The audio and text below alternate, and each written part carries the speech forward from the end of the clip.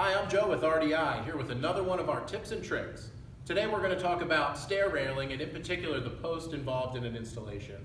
Here I have my stair rail mocked up. I have a standard 39-inch post at the top where a level section would typically attach to when I come down my stairs.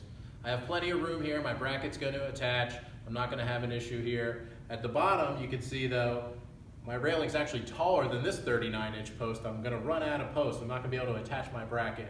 And we get this call in customer service. People will ask, how do I cut down my railing? How do I make my railing shorter? And the answer isn't to make the railing shorter, it's you need a longer post. So my 39-inch post needs to be a 45-inch post, which you see here. And you can see I have plenty of room to attach the rail.